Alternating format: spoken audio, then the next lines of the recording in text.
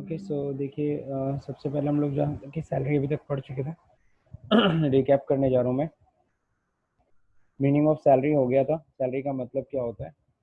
The term salary usual refers to the compensation paid periodically to a regular service sorry regular work और service perform by an employ. तो simple सी बात है, salary का मतलब क्या होता है, कंपनसेशन है जो कि पीरियडिकली दिया जाता है किसको, रेगुलर वर्क अगर हमारा एम्प्लॉय करता है तो।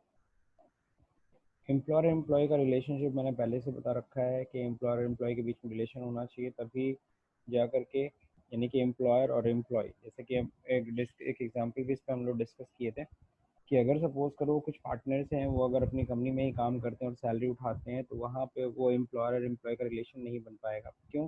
क्योंकि वो खुद ही एम्प्लॉयर भी हो गए और खुद ही एम्प्लॉय भी। तो यहाँ पे एम्प्लॉयर और एम्प्लॉय का रिलेशन नहीं तैयार हो पा रहा है।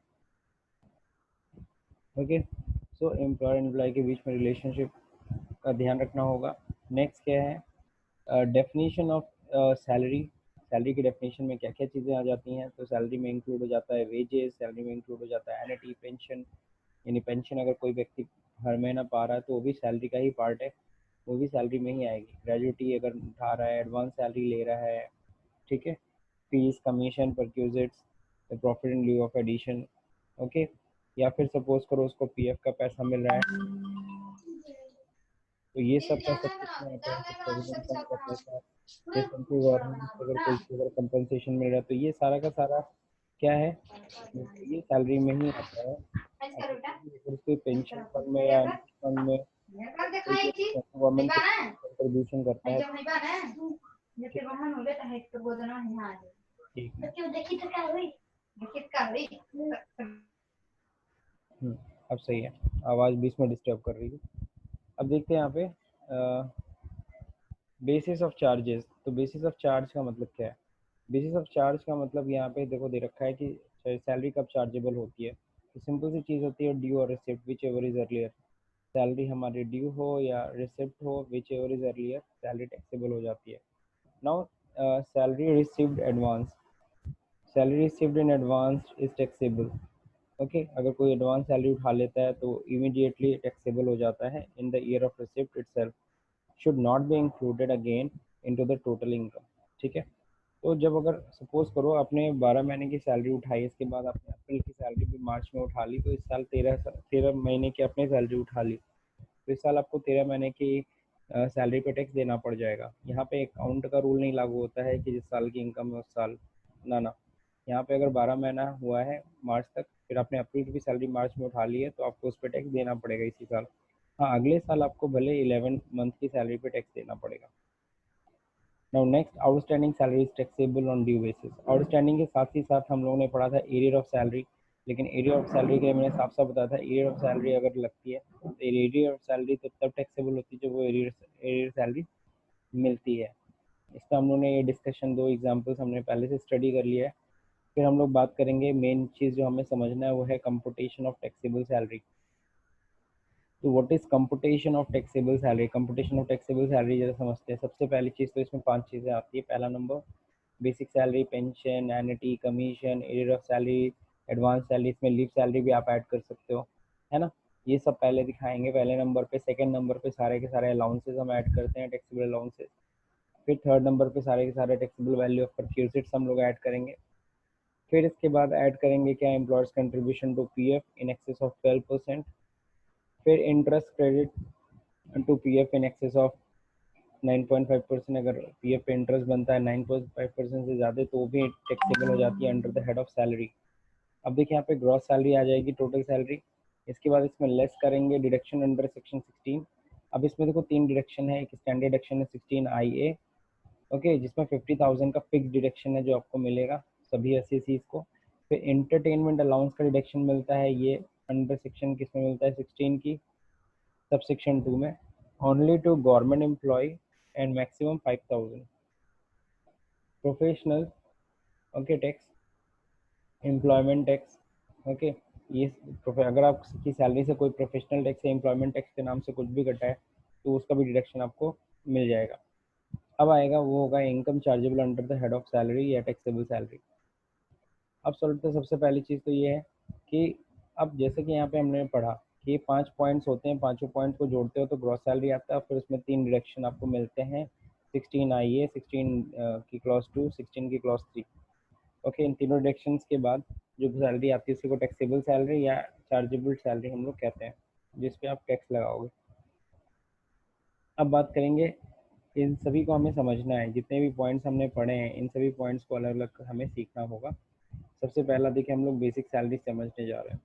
बेसिक सैलरी क्या होता है? This is the basic pay received by an employee from his और her employer, it is fully taxable. तो बेसिक सैलरी पूरी तरह से टैक्सेबल होती है।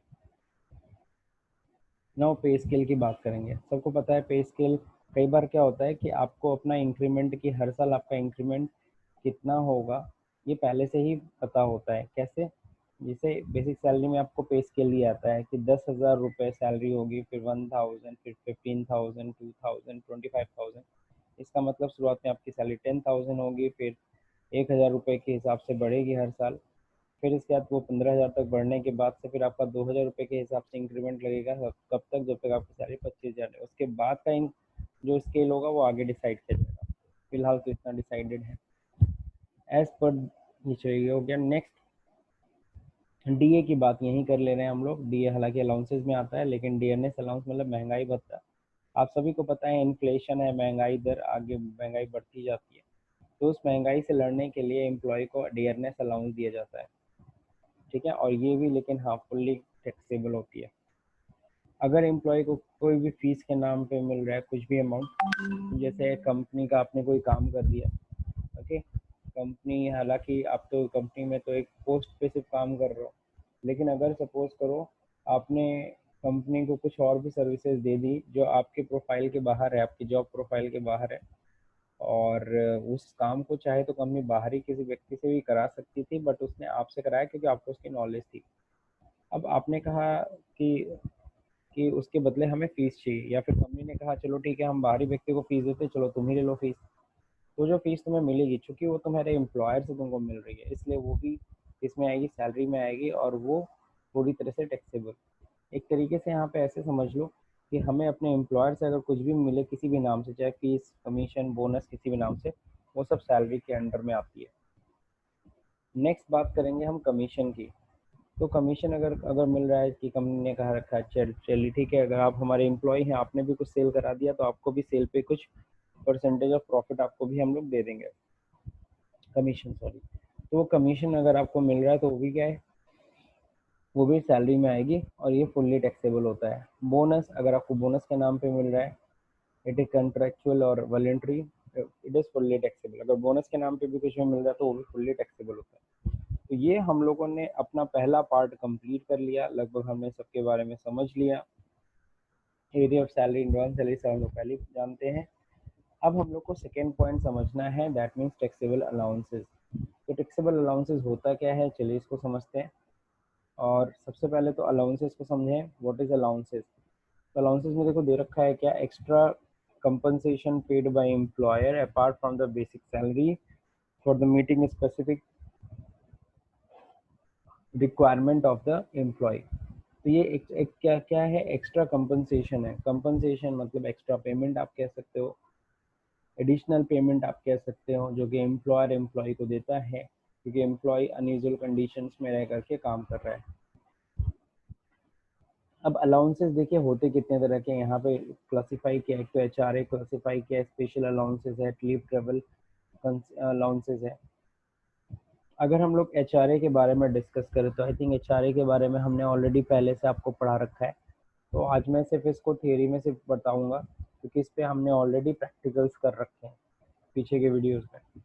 अब यहाँ पे देखिए समटाइम्स द एम्प्लॉयर्स को, चलिए ठीक है, एचआरए अगर सपोज करो एम्प्लॉय को मिल रहा है, तो जो एचआरए होता है वो फुल्ली टैक्सेबल होता है। ऐसा कहना सही नहीं है क्योंकि एचआरए में हमको एग्जेम्पशन मिलेगा। हाँ, एचआरए फुल्ली टैक्सेबल होता है, दो ऐसी कंडीशंस हैं जो मैं आपको ऐसे बोल के बता दे रहा हूँ।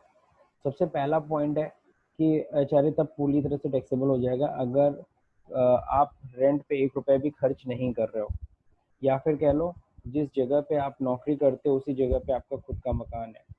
तो ऐसी जगह पे अगर आपको एचआरए मिल रहा है ऐसे केस में, तो आपको जितना भी एचआरए मिल रहा है वो फुल्ली टैक्सेबल हो जाएगा। क्यों फुल्ली टैक्सेबल हो जाएगा? क्योंकि आप रेंट पे 1 रुपया खर्च नहीं कर रहे हो।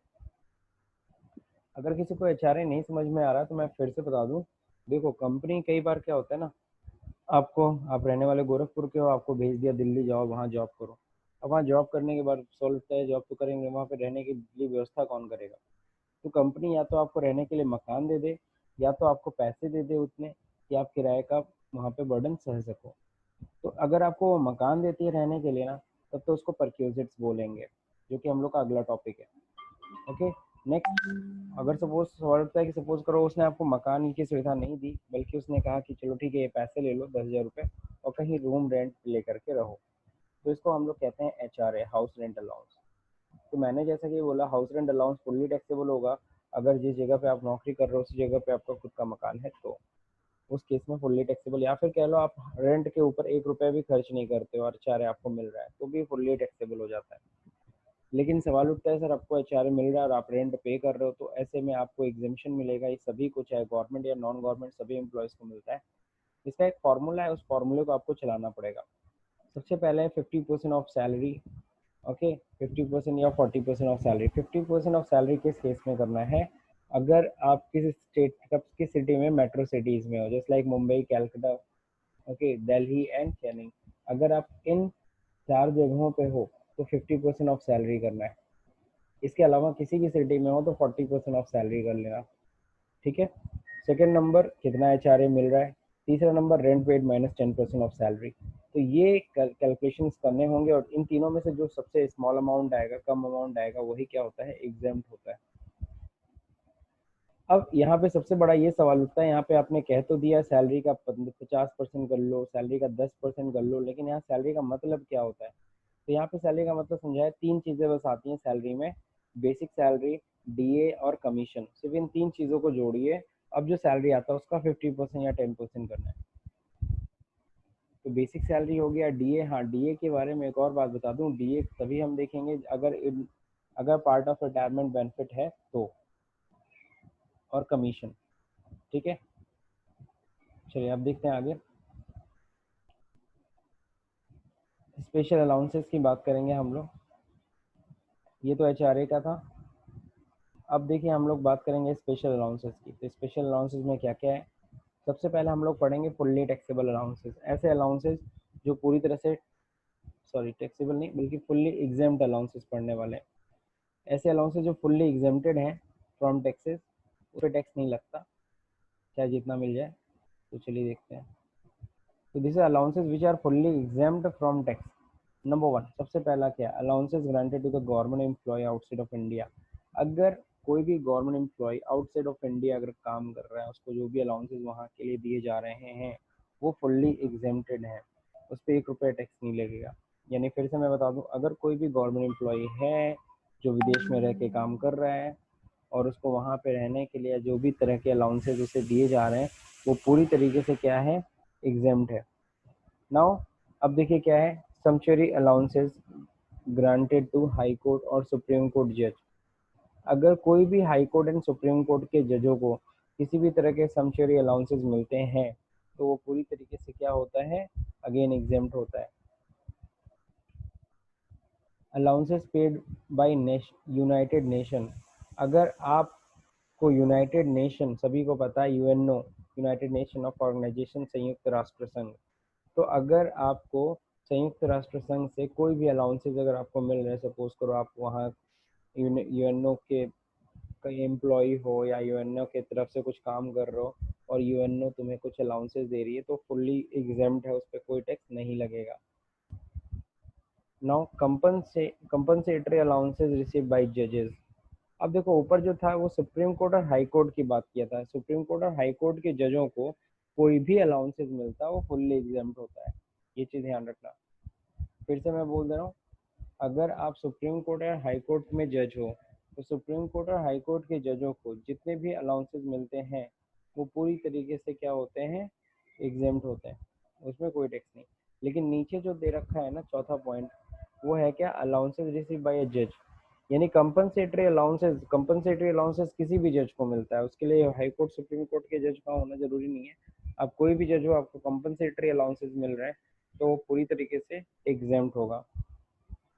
कंपनसेटरी समझते हो ना सब लोग? कंपनसेटरी का मतलब होता है कि कोई भी क्षतिपूर्ति, इन द सेंस सपोज करो कभी कभी कोर्ट क्या होता है, जज को कई बार क्या होता है कहीं जा करके वहीं पे केस को देखना होता है ना? तो उन सब केसेस में जो भी कंपनसेटरी अलाउंसेस मिलेंगे, उसको आने जाने का जो भी चीज़ है कंपनसेट किया जाता है उस जजेस को, तो वो कंपनसेटरी अलाउंस पूरी तरीके से एग्जेम्प्ट होता है। जैसे आपने देखा होगा कई बार कोर्ट क्या होता है, कोर्ट सजाई जाती है जेल में के अंदर ही सजाई जाती है, बहुत ही जब खतरनाक अपराधी होता है तो कई बार क्या होता है कि कोर्ट को हम लोग वहीं पे यानी कि जेल में ही जाके सजा सुनाते हैं जज, तो उस केस में जो भी कंपनसेटरी अलाउंसेस होंगे उसको दिए जाएंगे। अब देखते हैं आगे। ये तो हो गया फुल्ली एग्जाम्प्ट अलाउंस। तो आप बहुत ही सिंपल है फुल्ली एग्जाम्प्ट अलाउंस को समझना, क्योंकि 4 ही पॉइंट है ही। फिर से मैं रिपीट कर दे रहा हूँ।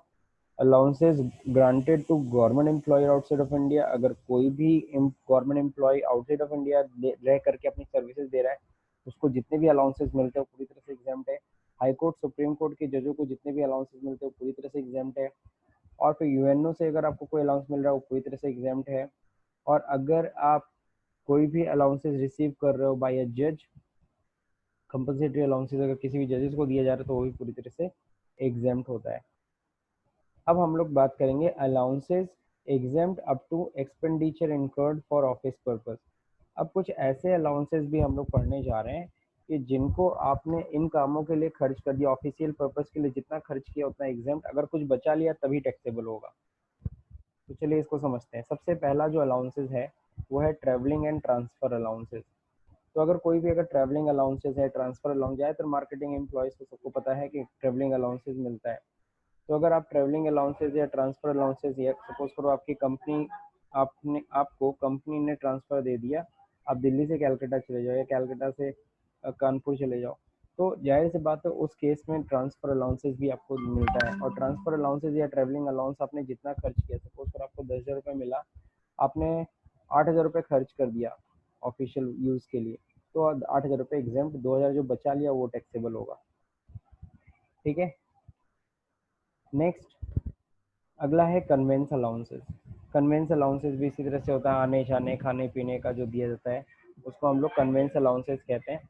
और कन्वेंस अलाउंसेस ध्यान रखिएगा जितना भी मिलता है उस पर आपने जितना भी ऑफिशियल पर्पस के लिए खर्च कर दिया, एग्जाम बचा लिया तो टैक्सेबल है। तो इसका भी सिंपल सा रूल है। अब बात करेंगे हम लोग डेली अलाउंसेस का। अगर आपको डेली अलाउंसेस मिल रहे हैं, डेली अलाउंसेस सब लोग को पता है डेली, है ना?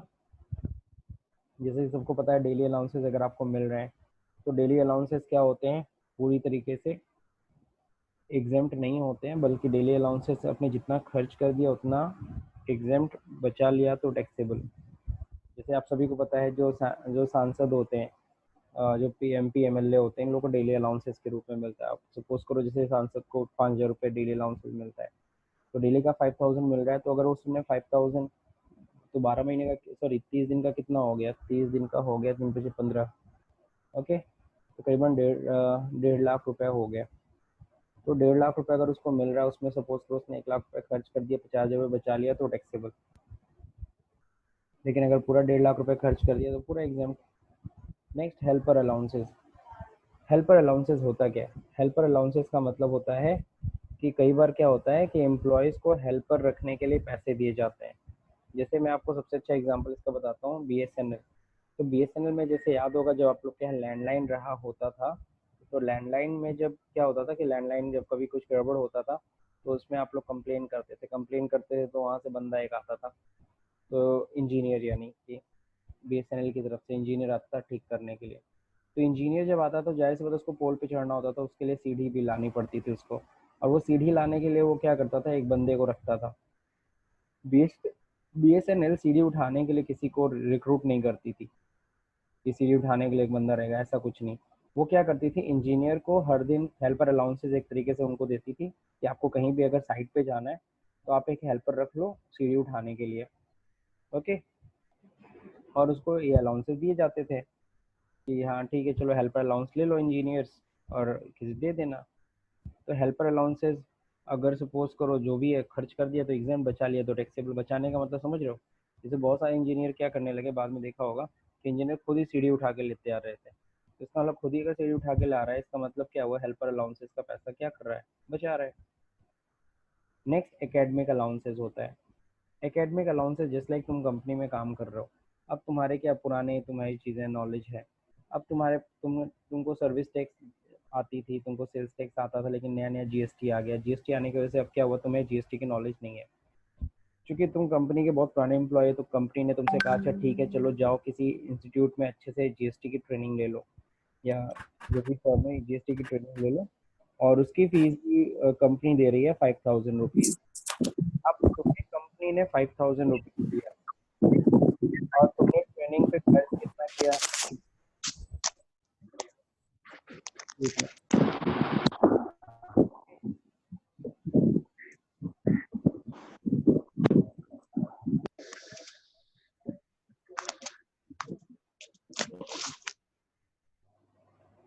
ओके, तुम्हें कंपनी ने जो 5000 रुपये दिया ट्रेनिंग के लिए, जीएसटी ट्रेनिंग के लिए, और तुमने उसमें करीबन 4000 रुपये खर्च कर दिए।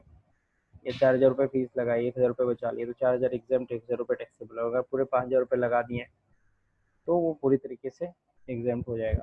लेकिन सपोज करो फीस जहाँ पे भी दिया तुमने 6000 रुपये दिया, हालांकि कंपनी से तो मिला 8 5 6 हज़ार रुपये ना, तुमने 6000 1000 अपने जेब से लगाया, तो उससे कोई लेना देना नहीं है। कंपनी से जो 5000 मिलेगा वो पूरा एग्जाम होगा। यूनिफॉर्म अलाउंसेस, आपको पता है बहुत सारे ऐसे जॉब्स होते हैं जहाँ पे यूनिफॉर्म लगता है, including our police. Okay, police की बात करेंगे, पुलिस जितनी भी होती है वो यूनिफॉर्म पहनती है, आर्मी होगी वो यूनिफॉर्म पहनती है, और भी बहुत सारे आपने प्राइवेट देखा भी होगा, प्राइवेट सिक्योरिटी गार्ड्स होते हैं, वो भी लोग एक ड्रेस पहनते हैं, यूनिफॉर्म पहनते हैं। तो यूनिफॉर्म जो पहनते हैं उस जाहिर सी बात है उसको मेंटेन भी करना होता है ना, तो यूनिफॉर्म को मेंटेन करने के लिए एम्प्लॉयज़ को पैसे मिलते हैं। जिस लाइक जितने पुलिस विभाग होता है या फिर ये सभी लोग आर्मी उर्मी, सबको यूनिफॉर्म अलाउंसेस मिल दिए जाते हैं ताकि वो अपने ड्रेस को यानी यूनिफॉर्म को मेंटेन करके रखें। खर्च मतलब जैसे सर्फ एक्सेल के लिए पैसा एक तरीके से कह लो, तो वो यूनिफॉर्म अलाउंसेस जितना मिलता है उसमें अगर कुछ बचा लिया तो टैक्सेबल, अदरवाइज पूरी तरह से exam.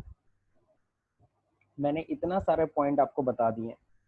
Allowances exempt up to expenditure incurred, यानी कि ये अलाउंसेस ऐसे अलाउंसेस है जितना खर्च कर दिया एग्जाम्ड, बचा लिया तो टैक्सेबल है ना। लेकिन इतनी सारी चीज़ें मैंने आपको बता दी, लेकिन आपको ज़रूर इस बात पे हो रहा होगा, सोच रहे होगे कि यार कौन बताएगा कि कितना पैसा बचा। जाहिर सी बात है कोई नहीं बताना चाहेगा कि पैसा बचा। ज़्यादातर इस तरह के खर्चे सारा का सारा वो खर्च ही, जितना भी अलाउंसेस मिलता है सबके सब खर्च ही दिखा देते हैं। कोई बताता ही नहीं है कि इतना बचा है। कौन बताएगा, बताओगे तो टैक्स देना होगा, तो जाहिर सी बात है छुपाने की कोशिश होती है ज़्यादा।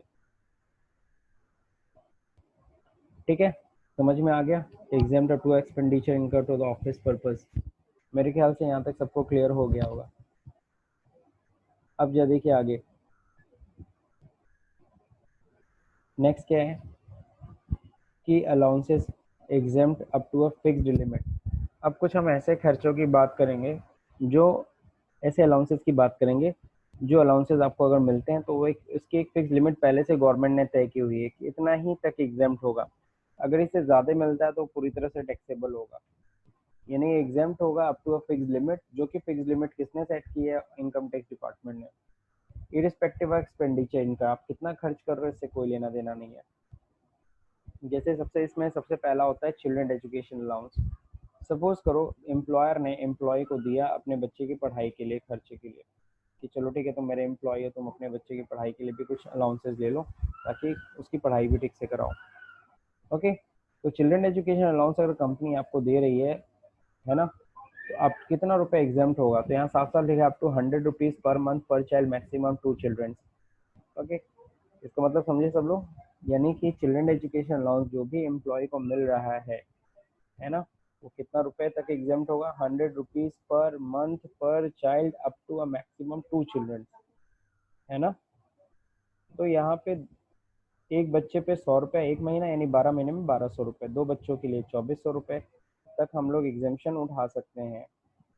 ठीक है, लेकिन अगर सपोज कंपनी अगर तुम्हें इससे ज़्यादा देती है, सपोज करो कंपनी 6000 रुपये दे रही है और तुम्हारे दो बच्चे हैं, तो इस केस में क्या होता है, 2400 रुपये एग्जाम्प्ट हो जाएगा, बाकी का टैक्सेबल हो जाएगा। और अगर एक ही बच्चा होता और कंपनी 5000 रुपये देती पूरे साल भर में, तो 1200 रुपये एग्जाम्प्ट होता है। ठीक है, कंपनी तुम्हें कितना देती है उससे कोई लेना देना नहीं है। इनकम टैक्स डिपार्टमेंट कहता है भैया हम तो इतना ही एग्जाम्पशन देंगे, इससे ऊपर जितना मिलेगा वो टैक्सेबल हुआ, वो तुम सैलरी में ऐड करो, उस पर टैक्स देना पड़ेगा आपको। Hostel expenditure allowance. तो सर हाँ सर आजकल कहाँ किसी स्कूल का फीस 100 रुपए है सर? नहीं बिल्कुल सही है, फीस 100 रुपये नहीं है। कंपनी जस्ट लाइक आपको दे रही है हर महीना 500 रुपीज़ दे रही है कंपनी, कंपनी तो दे ही रही है 500, लेकिन उसमें एग्जामेशन गवर्नमेंट ने कहा हम 100 रुपये से ज़्यादा यस एग्जामेशन सर। नहीं देंगे। गवर्नमेंट ने कहा कि हम 100 रुपये से ज़्यादा एग्जामेशन नहीं देंगे उसमें से। यानी हर महीना अगर 500 रुपये दे रही है कंपनी, तो तुम्हें तो मिला पूरे साल भर में 6000 रुपये एक बच्चे पे कंपनी की तरफ से। कंपनी तो अच्छा दे रही यस है, सर। लेकिन जब तुमको टैक्स देने की बारी आएगी तो उस 6000 में से सिर्फ 1200 रुपये ही सिर्फ माइनस हो पाएगा, बाकी पे टैक्स देना पड़ेगा। ये टैक्सेबल पॉइंट ऑफ व्यू से है कि गवर्नमेंट ने बेसिकली इनकम टैक्स जानती है अगर हम ज़्यादा एग्जामेशन देंगे तो कंपनियां क्या करेंगी, कंपनी और एम्प्लॉय दोनों मिल लेंगे और कहेंगे हमको चिल्ड्रन एजुकेशन अलाउंस के नाम पे दे दो पैसा, और वहाँ पे एग्जामेशन उठा लेंगे। नहीं समझे तो देखो, समझ गए सर। एक सिंपल सी चीज़ मैं आपको बता रहा हूँ,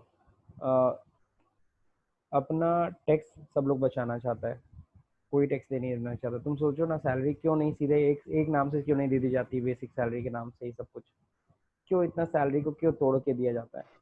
सैलरी को तोड़ा इसीलिए जाता है, एम्प्लॉय एम्प्लॉयर और एम्प्लॉय इसीलिए उसको तोड़ते हैं, ताकि एम्प्लॉयर इसलिए तोड़ता है ताकि एम्प्लॉय को टैक्स में थोड़ा रिलीफ मिल जाए, कुछ एग्जाम्पशन एचआरए में मिल जाए, कुछ एग्जाम्पशन ये ट्रैवलिंग में मिल जाए, कुछ एग्जाम्पशन है ना चिल्ड्रन एजुकेशन अलाउंस में मिल जाए, तो एम्प्लॉय को थोड़ा टैक्स कम देना पड़ेगा। अब समझे? तो government, yes sir.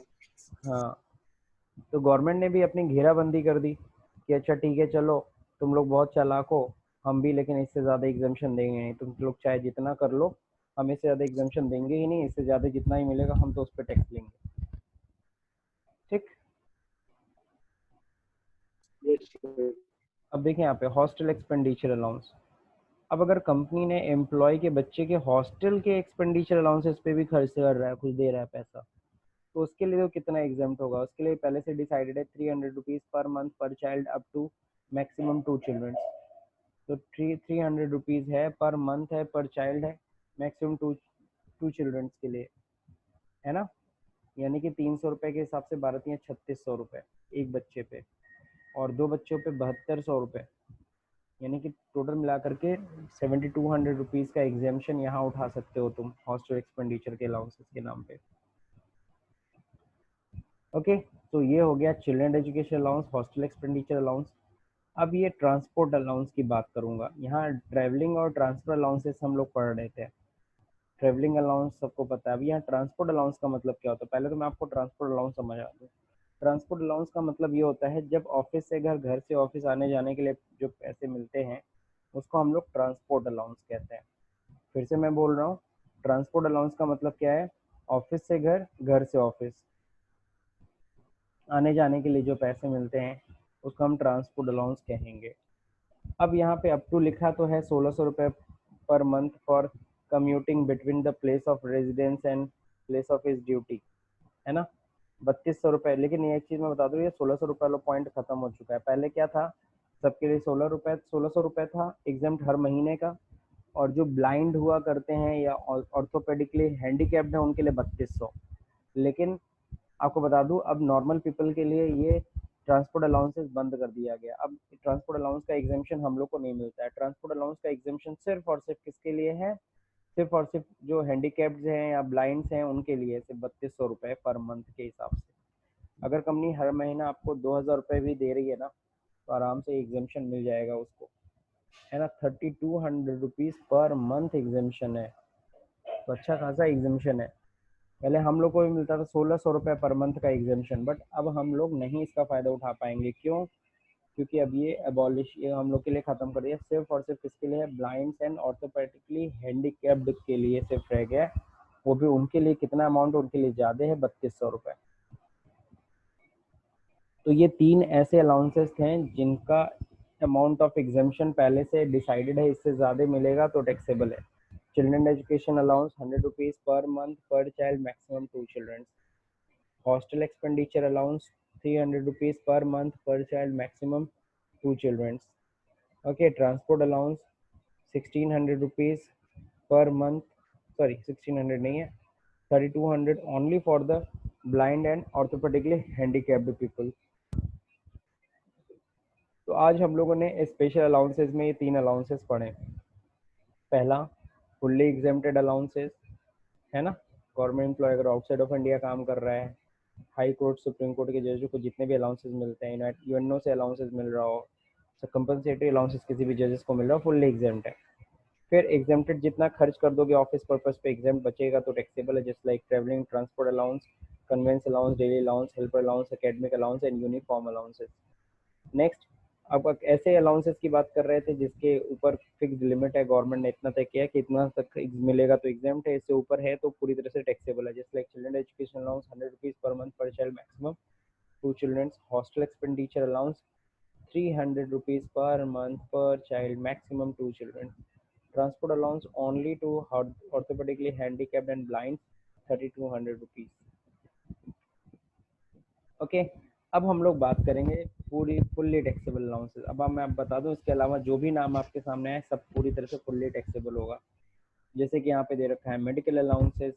Medical allowances अगर आपको मिल रहा है ना fixed in nature, medical allowance नाम समझ रहे हो, यानी तुम बीमार पड़ते हो उसके लिए कुछ खर्चे के लिए कुछ दिया जा रहा था, सॉरी मतलब कि तुम बीमार पड़ रहे हो उसके लिए कुछ खर्चे के लिए कुछ तुम्हें दिया जा रहा है पैसा मेडिकल अलाउंस के नाम पे। तो मेडिकल अलाउंस क्या होता है ना, अब कोई हर महीना बीमार तो पड़ेगा नहीं, तो इसलिए गवर्नमेंट ने कहा मेडिकल अलाउंस देना एक तरह से, अगर दे रहा है इसका मतलब है वो एग्जेम्पशन के लिए ट्राई मार रहा है, तो इसलिए गवर्नमेंट ने कहा ना मेडिकल अलाउंसेस के नाम पे हम 1 रुपये का एग्जेम्पशन नहीं देंगे, फुल्ली टैक्सेबल। किसी को मेडिकल अलाउंस के नाम पे कुछ भी मिलेगा ना हर महीना, फुल्ली टैक्सेबल है। इंटरटेनमेंट अलाउंस फुल्ली टैक्सेबल है। अच्छा, इंटरटेनमेंट अलाउंस में आगे जाके रिडक्शन मिलता है, लेकिन सिर्फ और सिर्फ गवर्नमेंट एम्प्लॉयज़ को 16 की क्लॉज 2 के तहत, कंपटीशन में पढ़े थे हम लोग। फिर है प्रोजेक्ट अलाउंसेस।